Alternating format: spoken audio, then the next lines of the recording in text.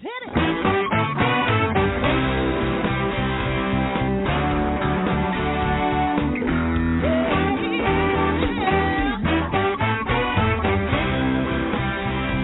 Well, hi, everyone, and welcome to Alzheimer Speaks Radio. I'm your host, Lori LeBay, and I'm so excited that you're joining us today. We are going to have a fascinating conversation as usual as we learn from people all around the world at all ages and stages of life. Stay tuned as we shift our dementia care from crisis to comfort. All right, here we go. What you think about, you will bring about some mental change. We will Well, hello, everyone, and welcome back to Alzheimer Speaks Radio. We're going to have a wonderful conversation today talking with Second Wind Dreams. But before I introduce you to our guest, I always like to give some shout-outs. First of all, for those of you that are new, welcome aboard. Alzheimer Speaks is about lifting all voices. So we interview people in the trenches all around the world, from those diagnosed to those that are caring for a loved one or are professional carers, a variety of businesses, researchers, advocates, and so much more. We've even had kids on here doing amazing work. So, think about your story. Maybe it's time you share it. We'd love to help you do that. Just reach out to me at radio@alzheimerspeaks.com. For again, people that are new, we're really about sound bites, or we're really about sound news, not just sound bites. We just like to have real people who have a lot of simple solutions out there that can really help support you, on your journey. And one of those things that can support you on your journey is something called Dementia Map. It's a global resource directory, and we invite you to be part of that. You can access that for free. You don't need to sign in and remember a password, none of that. So you're not going to be tracked or bothered or spammed or scammed. And for those that are listening that have resources, we have both free listings and enhanced listings. So again, just talk to me on that and I can get you more information. If you're in Minnesota, you can still come to an event I'm doing later this afternoon at 4 p.m. Central Time that the Waters of White Bear is sponsoring, and we're going to be doing a presentation in person in their community room, and masks are required. But, go ahead and check that out. You can always call 651-313-6446 for more information on that. And then also, there's some other upcoming events that are happening as well. Two are for support. And so one I want to mention is a support group for care partners. And that takes place the last Wednesday of each month at 10 a.m. Central. That is in person at the Shoreview Parks and Rec Center. And that is sponsored by Brookdale North Oaks. And then Arthur Senior Care has been sponsoring us forever on the second and fourth Wednesday of each month. And that is a virtual memory cafe, and you are more than welcome to join us. Again, that's 1 o'clock Central, so that'd be 2 o'clock Eastern Time. And then there's a couple of international conferences that I think you'll be interested in. The Plymouth International Virtual Dementia Conference is happening October 27th. November 3rd and November 10th, and they're going to be talking about the challenges and solutions in a COVID world. And then also the Dementia Research Charity Brace is having their conference on November 2nd called Together for Dementia, and they are going to have, again, just tons of speakers from around the world. So check both of those out. You can find more information on our main website, which is alzheimerspeaks.com. We're going to hear from the footbar walker, and we're going to be right back with our guest. Introducing the life-changing footbar walker. I'm Peggy from Danville, Kentucky, and I'm 91 years old. The footbar walker revolutionized my care of George. The saving that I made from having to put him in a nursing home came to about $192,000. The foot bar walker opens and closes just like a standard walker. The only thing that is different is the top bar and the foot bar. Does that ever make a difference? Does someone you love use a walker? Do they struggle to get up from a seated position? Are you a caregiver dealing with physical pain and stress as you help your patient? The foot bar walker was designed to assist not only the patient, but also the caregiver. Patients have more control standing up, and no lifting from the caregiver is required. See how it works at thefootbarwalker.com. That's thefootbarwalker.com. Peggy, would you recommend the foot bar walker? Do I ever? I would not be in the health that I'm in today at this age had it not been for the foot bar walker. You know, I love that foot bar walker, and now you can get a discount of $50 on that if you go to Dementia Map, and you can purchase the walker for $199.99. What a heck of a deal to remove that possibility of injury for both the patient and the care partner. Now, as promised, we're going to be talking with gerontologist Melora Jackson, and she is also a dementia educator. She is part of the virtual dementia tour. She's a clinic manager for Second Winds. This company does just a ton of different things, and we're going to learn all about that from her. So welcome to the show, Melora. How are you doing today? Oops, let's see. We were having technical difficulties here earlier. Let's try this again. There you all right. Can you hear me now? Okay, I can hear you now. All right. Wonderful. Thank you. Well, I'm thrilled to have you on the show with us today, and I'd like to start by asking you if you've been touched, personally, by dementia in your own family or circle of friends. Oh, yes. Yes, absolutely. I actually took care of my grandmother who had a vascular dementia for several years before her death. And I've had a few other relatives that were never officially diagnosed, but given my own background, I would say probably did have some dementia. I'm guessing mostly vascular dementias tend to run in my family, but having been providing direct care to my grandmother, that was sort of the beginning of my journey into this field. And I don't regret a minute of it, but I tell you what, it is something else. It is something else to walk in those shoes. Yeah, it's really different to talk about it. It's a whole other thing to live with it and really be in the trenches. Why don't you tell us about Second Wind Dreams? What is it, and how did it get started? So Second Wind Dreams is a internationally known nonprofit organization that was founded in 1997 by P.K. Bevel, who is a geriatric specialist, and it is dedicated to changing the perception of aging through the fulfillment of dreams and the offering of educational programs, including our flagship sensitivity training, the virtual dementia tour. So the idea is that older adults still have dreams, still have needs, still have wants and desires, and we really need to create awareness and help them not only fulfill those dreams, but help people to realize that we are still viable at any age. So that's our main mission. And so we have a whole variety of educational programs and dreams fulfillment and programs to help older adults, whether or not they have dementia, to still find their place and to reduce social isolation in the community and in elder care communities as well.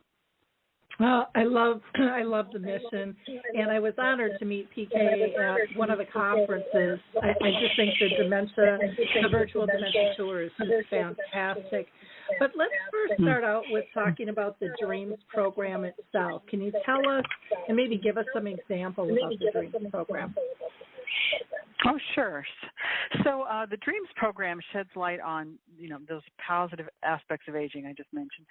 It's a powerful way to connect society to a forgotten truth about older adults, that it doesn't erase those hopes and dreams. So we do this through a variety of categories of dream fulfillment, and we do this primarily for elders who live in elder care communities. However, we do have some dreams that are fulfilled for people in the community.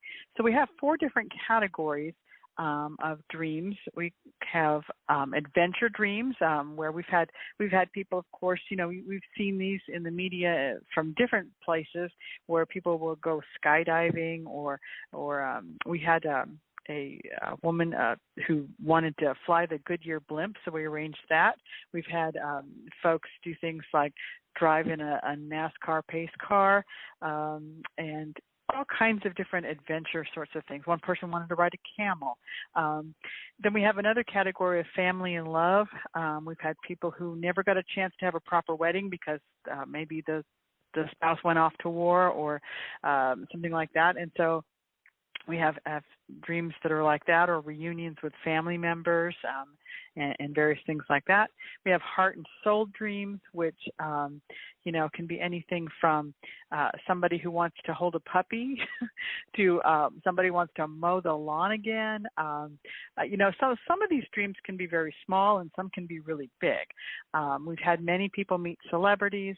A 4th category is reliving a past experience and recreating that. And we often do those dreams with elders who have some sort of neurocognitive issues or dementia, who do better with reminiscing, who are maybe not able to think so much about things in the future because their dementia is further advanced, but we give them a chance to relive those past experiences that were very meaningful to them.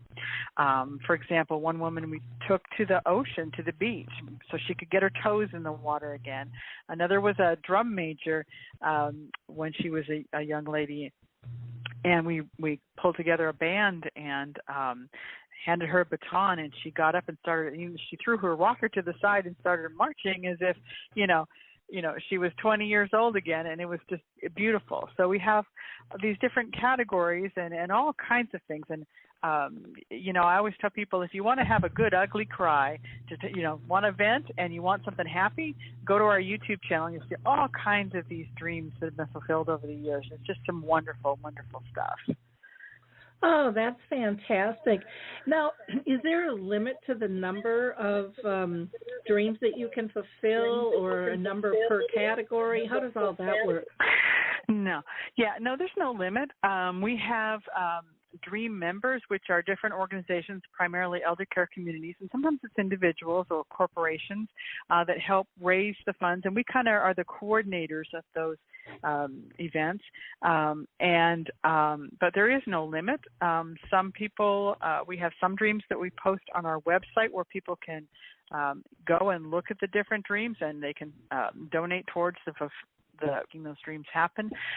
So it's really, there is no limit. We've fulfilled tens of thousands, I can't even tell you how many, it's just tons and tons of dreams in our almost 25 years. So I would say the sky is the limit, really. So anybody who's interested could certainly get in touch with us if they wanted to participate or help out in any way. So there's no limit. There's no limit by category or anything. We put those in the category just simply for our own organization of how to look at those things. But it's certainly open to any number. Okay. So any of our listeners could call and donate funds if they wanted to towards something like that to help support the Dreams program? Oh, absolutely. Absolutely. We have, okay. We have places on the website, or you can call, or, we have lots of different opportunities there as well. Mm-hmm. Okay. And go ahead.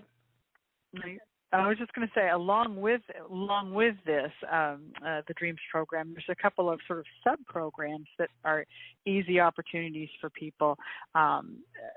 One of which is called our Gifts of Light, which we do around the holidays to provide gifts to elders who live in long-term care who don't have anyone, and this may be the only gift they get. But we also have a Cards of Light program, and I just wanted to take a moment to talk about that, and that goes on year-round for different holidays and events. And people can write cards and send them to us, and we distribute them. We have a point person at every elder care community, and our coordinator for this program will distribute those cards. So sometimes we find that for an elder who doesn't have anyone, that card gets taped to their wall, and that's the only thing they have. So they get a big thrill out of getting a card that's personal to them. And this year is Alex Haley's 100th birthday year, and his family has formed a partnership with us to host a year-long Cards of Light campaign to celebrate his life and to help get more cards distributed. So if people are interested in doing that, we've had a lot of groups, civic groups, youth groups, all kinds of folks who get together and they make cards, and it's a wonderful offshoot. So there's lots of different ways dreams can happen. Okay. So question, when you mentioned personalized cards, do people get a name and an address to send it to, or do they just do a generic and send it to you and then you label it and get it delivered? How does that work? Yeah. So I guess, when I kind of misspoke when I say personal. I mean personalized as in typically they're handmade.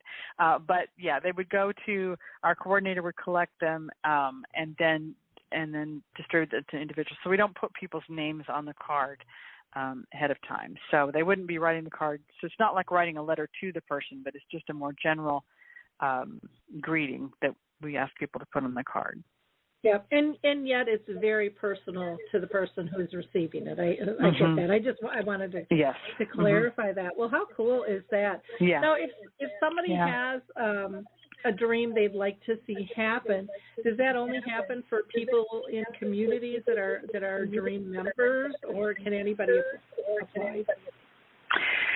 So right now, we have two ways it can happen. It's primarily elder care communities. However, we do have people in the community. We have an opportunity for some of our trainers that are virtual dementia tour trainers who are also dream coaches, and they will work with people in the community to fulfill those dreams. So if somebody has a dream that they or somebody that they want to have a dream fulfilled for, but they're not a member, they can get in touch with us, and we'll work with them, and we'll find a way to make it happen. Absolutely.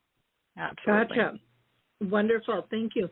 Well, let's move on and talk about the virtual dementia tour, because those are just amazing, and when those started and how those came about. Yeah. So the virtual dementia tour, it's a scientifically proven method of training that it provides sensitivity and awareness, and it really is a simulation of what it's like to have dementia. And so it limits physical and sensory abilities, and without giving away too much, I say we've put some equipment on the participants and put them in an environment with these components they're wearing, and the environment simulate different things that happen to the brain when a person has dementia. So we give them some things to do for a few minutes, and then when they come out, we have what we call a debrief discussion or a wrap-up discussion where we explain what was going on there and what it all means, and how we can change our behavior to be better communicators and care partners and just stewards for people who have dementia. So we have different versions of it.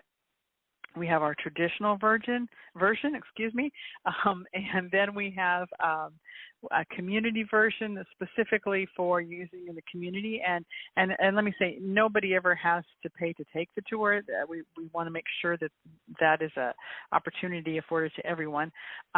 We have a special edition for hospital staff because, in healthcare, I think most people assume that if you're in healthcare that, you have an understanding of dementia, but those of us who are care partners or who work in the field know that that's absolutely not the case. So we developed a specific version to be done in the hospital setting for hospital staff to help them better understand what's going on with people with dementia. We have we have versions that are tailored towards families and providing.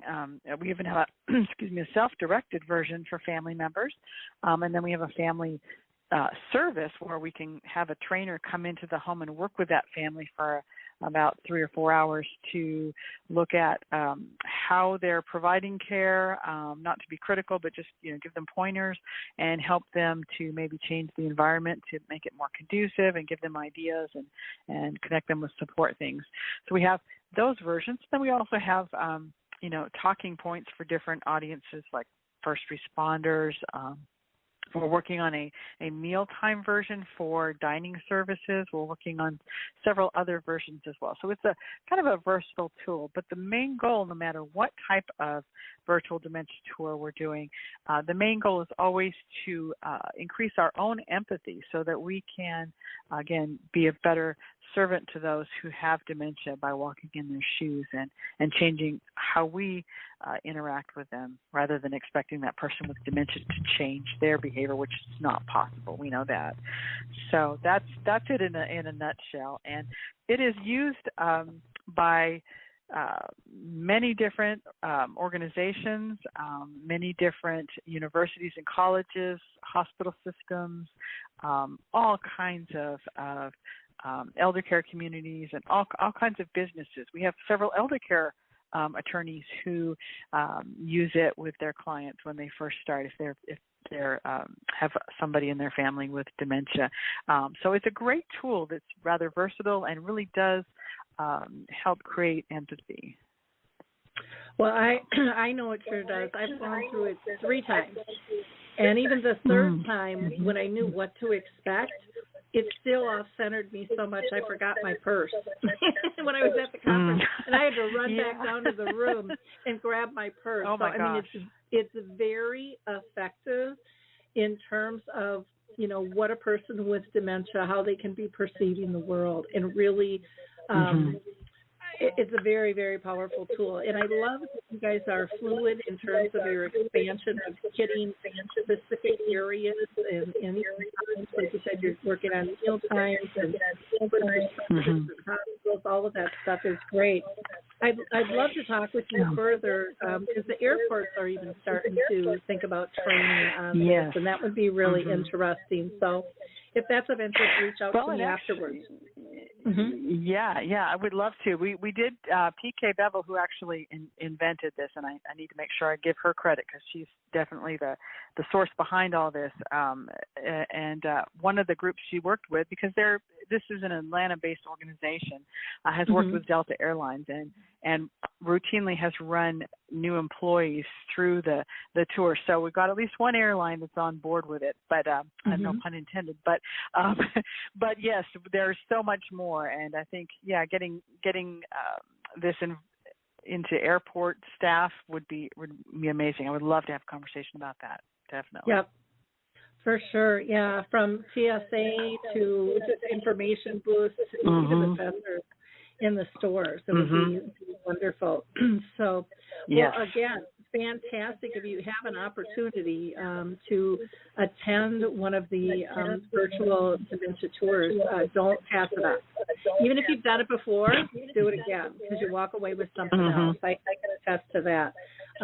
After doing it 3 times, and I'll be more than glad to do it again if I run across it. And if the line will accommodate me, I don't want to take a spot away from anyone else. Now, you guys also provide some other services. Why don't we talk about some of the other programs and things that you have as well? Okay. Well, let me start with the more clinical stuff and work my way out to the fun things. One of the things that we often pair with our virtual dementia tour when we're doing it for training with healthcare staff or who, anybody who might be in more of a direct service role, we use a tool called DACE, which stands for Dementia Aware Competency Evaluation, and it's actually a tool that measures empathetic person-centered dementia care.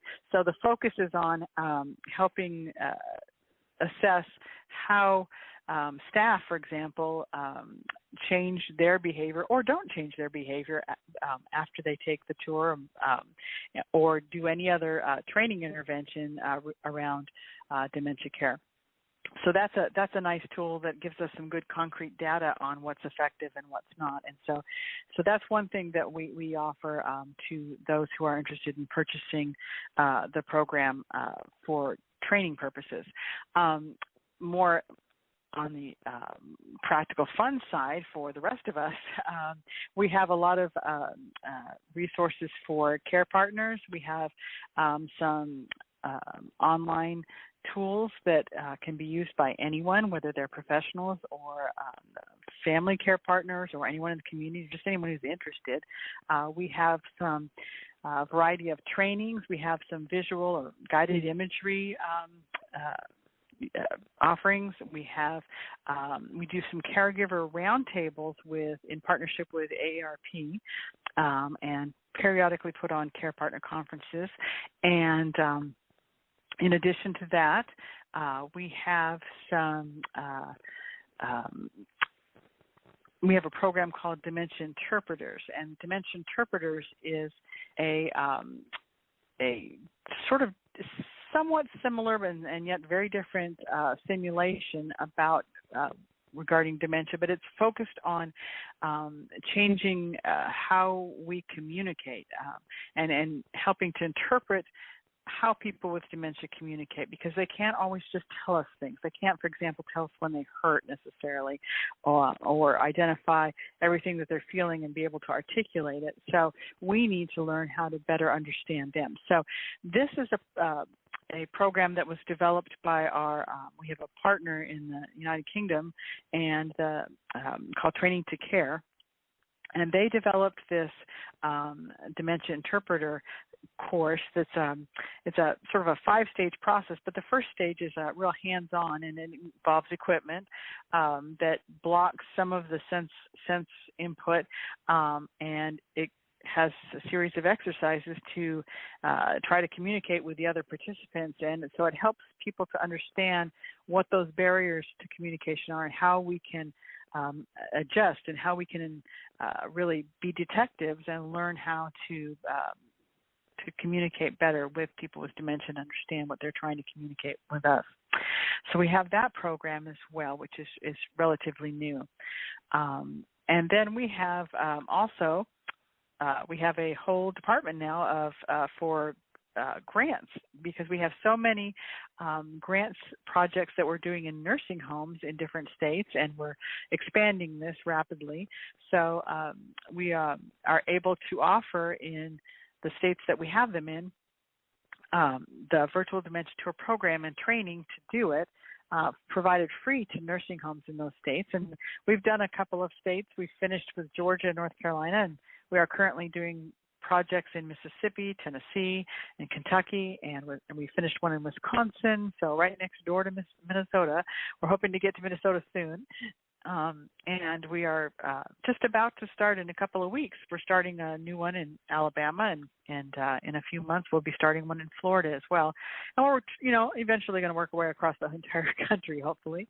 But this is a way for us to be able to provide this training tool to hundreds upon hundreds of nursing homes, and we all know how badly needed that is, especially right now. And this is a very difficult time, of course, for nursing home staff as well as the residents. But this is a tool that can help make their jobs a little easier once they've taken the tour. So we're looking forward to that. So we have all of those things, and then we have lots of like the more fun opportunities, like the Cards of Light that I spoke of earlier, and things like that. And then we have like tons of volunteers that do all kinds of fun fundraising activities, or visitations with groups of elders that have dementia, and all kinds of smaller, initiatives like that as well. So we have a variety of different things that we offer to people. Oh, cool. So, question on your grants. When you go into the nursing homes, is that just for staff, or are family members invited to attend that training as well? Yeah, so I'm glad you asked that question. So the initial training is for staff to get them trained. However, in the provision of these projects, we also train the nursing homes that are interested in our community version so that they can host events and have members of the community. But they are certainly able, we provide the training so they're able to get the family members or residents and so on can take the tour. We've even had some of them participate in those trainings primarily in a volunteer capacity, but sometimes they'll come and go through it as well. So yes, we definitely want to make it available to them as well. Absolutely. Okay. Great. Do you do anything with the school system? I just think, we so much work on compassion all the way around the world. And getting it into the schools, I think they would absolutely, one, they think it was fun because it's technology and learning twofold. Mm-hmm. Yeah. So we do have some of our program users who use it in schools, in high schools, and even junior high. And we do see that happen on a regular basis. I myself have done it with many, many high school students, and I tell you what, the teenagers, they grasp the concepts so much better and faster than adults do, because I think they don't have as many biases. I mean, I know that, we always talk about young people having, thinking anyone over 30 is old, but when they go through the tour, the virtual dementia tour, they get it so much quicker. And, it's wonderful to watch those light bulbs come on, and they have some of the best ideas of things we could be doing differently. So absolutely. We do have there's some schools that, school systems who have allied health programs, for juniors and seniors, and a lot of those programs have schools have the virtual dementia tour program as well. So, the more we can get young people through this sooner, the more maybe we'll get people interested in going into fields and careers that serve our elders and serve particularly people with dementia. So, yes, that is definitely a group that we try to connect with. Absolutely.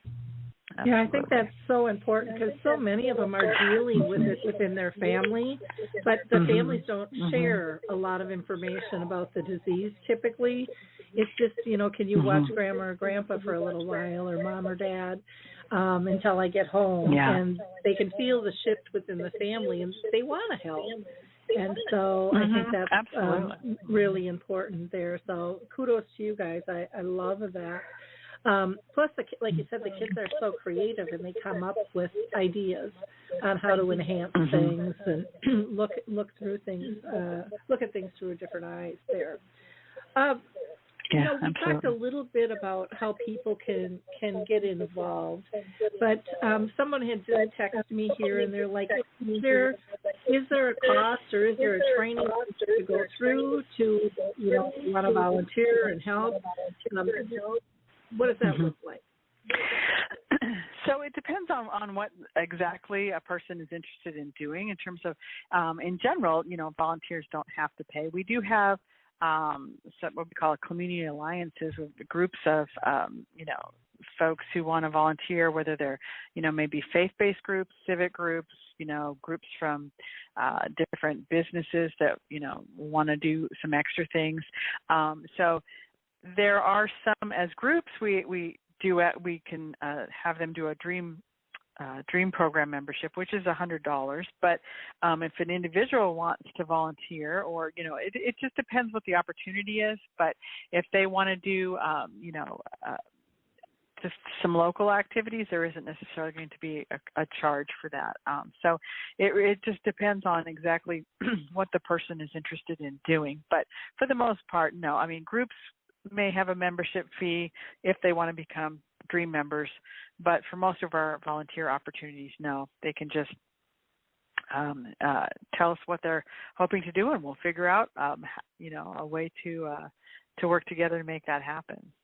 Absolutely. So we don't ever want cost to be a barrier for anyone, certainly. Mm-hmm. Well, I love that. And I love that you had mentioned earlier, too, that you have free tools for care partners on your site as well, and that they can check out your YouTube channel to kind of see how things are being implemented as far as the Dreams program and the Gifts of Life and things like that. So that's neat. I also love that you're working international in terms of partnerships with the dementia interpreters too. I think that says a lot about your company and in your vision in terms of where you've been and where you're going as a whole. Anything that we haven't talked about? My gosh, I don't know. I just feel like I could talk all day, but I think we've hit most of those highlights. There is one other thing I did want to mention, though, and when I was talking about the virtual dementia tour, there was one form of it that I did not mention yet that I think is really important, that is new, and it's called the Inclusive Virtual Dementia Tour. And this particular version, it sort of turns it on its head. So we take people through the virtual dementia tour, which really is a model of, what we're trying to show people is not only what dementia is like, but in a sort of standard, maybe not so great care environment.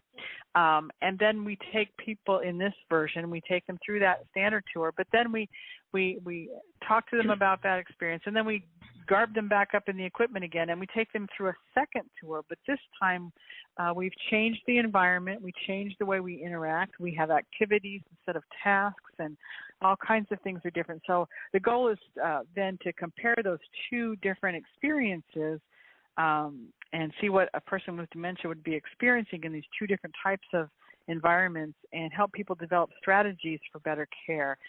So it's designed to be done with in a group, sort of workshop settings with about 12 to 15 people at a time. So right now, the people who tend to do that mostly are administrative staff, people who can make decisions, people who can affect change in their organization or their local systems or government. But it certainly could be for anybody. So it's an exciting new sort of next level VDT that we're offering as well. So that's something that if there's a group that might be interested in that, we'd love to share that information with them too. But yeah, we've got all kinds of different things that we're offering, and we're constantly looking for new ways to serve people with dementia. And feels like we've been growing by leaps and bounds in the last couple of years, and like everybody else, pivoting, with COVID and finding ways to do more things virtually, but still doing a lot of hands-on work and with extra safety precautions too, I might add.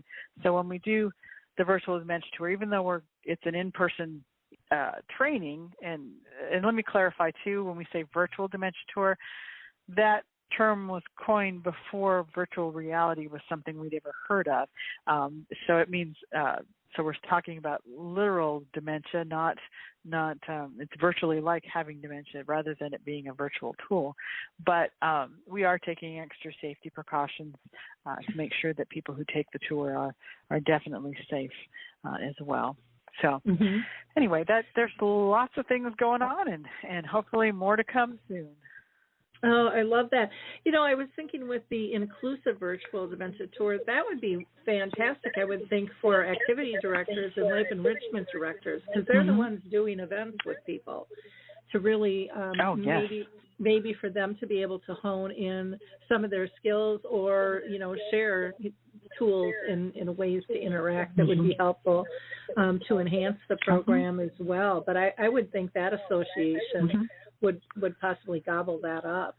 I think it would be very appropriate. Yeah. Yeah, and the other thing that I think would be really good would be churches. They're starting to do dementia-friendly services, and so that might give them a better idea from an event angle how to develop that as well. Well, fascinating. Absolutely. I always love talking with you guys because you got so much going on, and you're always moving forward, which is fantastic.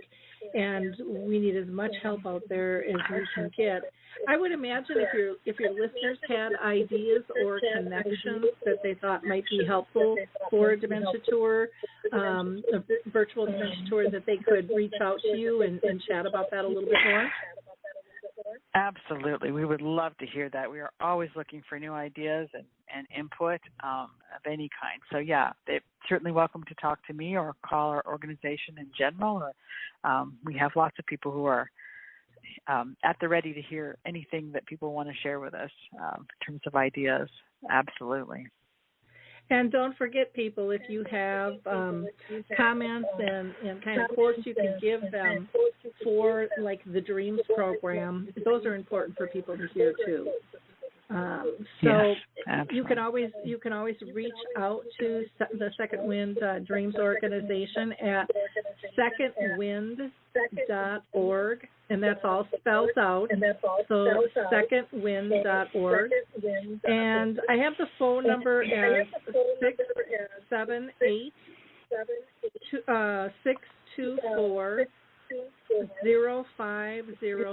Is that correct? That is correct. Yes, they can call that number and ask for a specific person, or just say, this is what I want to talk about, and we'll get you to the right person. Absolutely. Wonderful. Well, Melora, thank you so much for your time today. This has just been really a positive, fun experience in terms of all you're doing, the growth, the direction you're heading. I just really appreciate the work of your organization and the time that you spent with us today. So thank you. Thank you. Thank you very much. Wonderful. And for our listeners, I just want to, again, thank you. If you enjoyed this show, please like, click, or share. We don't want to be shy about this information. That's the whole reason Alzheimer Speaks exists, is to connect people to services, products, and tools. So please make sure that you are sharing information, because there's somebody else out there that needs it too. And word of mouth, is the most economical and it's the most effective. So please let people know about Second Wind Dreams. We will talk to you next week, and know that all of our shows are archived, so you don't ever have to miss a one. Go ahead and subscribe. We'll talk to y'all later. Have a blessed weekend. Bye-bye. Hey everybody, Jared Sebesti here, host of Retire Repurposed. This podcast is dedicated to help people transition into fulfilling and purposeful retirements. Retirement is a big life change. In fact, the two most dangerous years of a person's life are the year they were born and the year they retire. Few people can just flip the switch from working a career 30 or 40 plus years, retiring on Friday, without methodical steps to living what we call a repurposed retirement. To listen now, search Retire Repurposed on your favorite podcast platform, Senior Resource, or Life Audio.